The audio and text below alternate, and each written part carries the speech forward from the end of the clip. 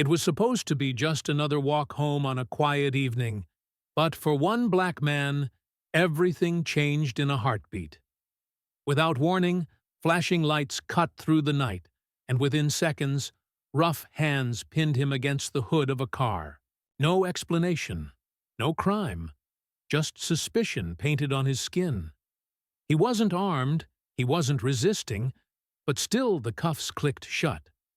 Strangers watched, phones recording, and as he stared at the cold steel on his wrists, a chilling thought echoed, how far would this go?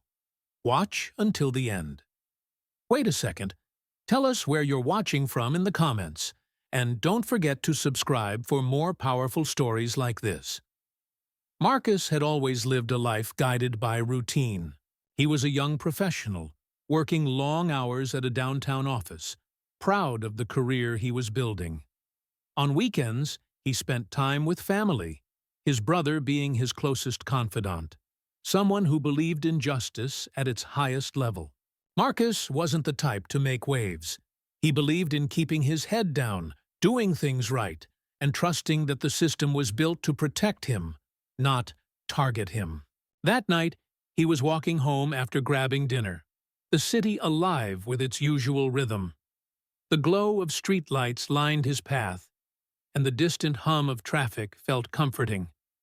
What Marcus didn't know was that behind the calm exterior of the city lurked a storm waiting to break. This storm would test not only his patience, but his faith in fairness, law, and humanity itself.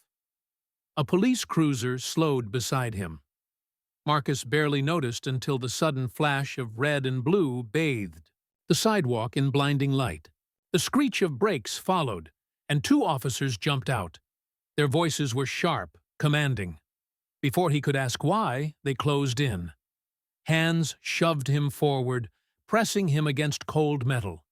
Confusion surged. What had he done?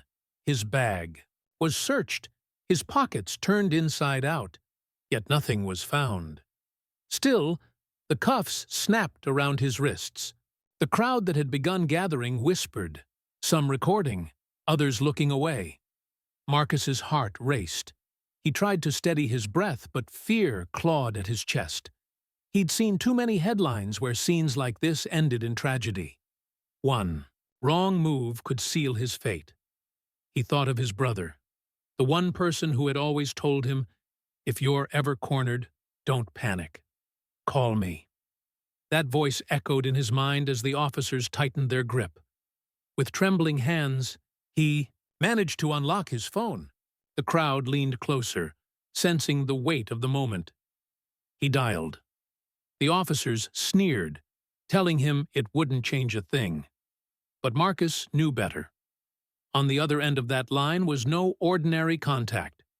It was his brother, the United States Attorney General, the very person sworn to uphold justice at the highest level. The silence between the rings felt like eternity. What would happen when that call was answered? And would it be enough to stop the injustice unfolding?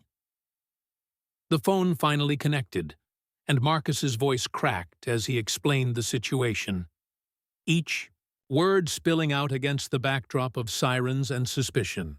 The officers froze as they realized who was listening on the other end. Their grip loosened, confusion flickering across their faces.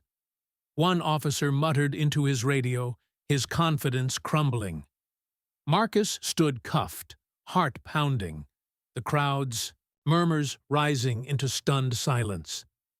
For a moment, time seemed to hold its breath.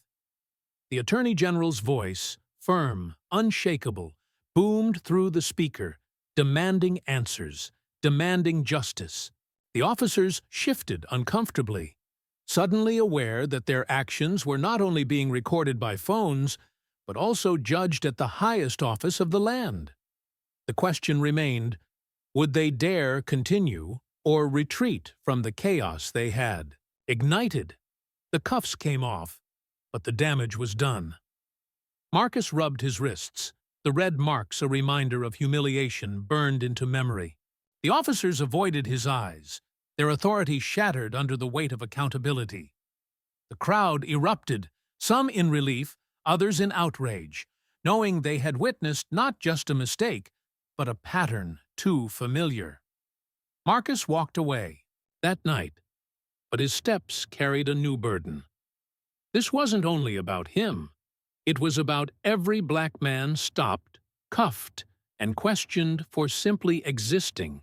His brother promised an investigation, but Marcus knew justice wasn't just about one case. It was about all the unseen ones. And so the question remains, how many more must endure this before the system finally changes? Where are you watching from? Take care.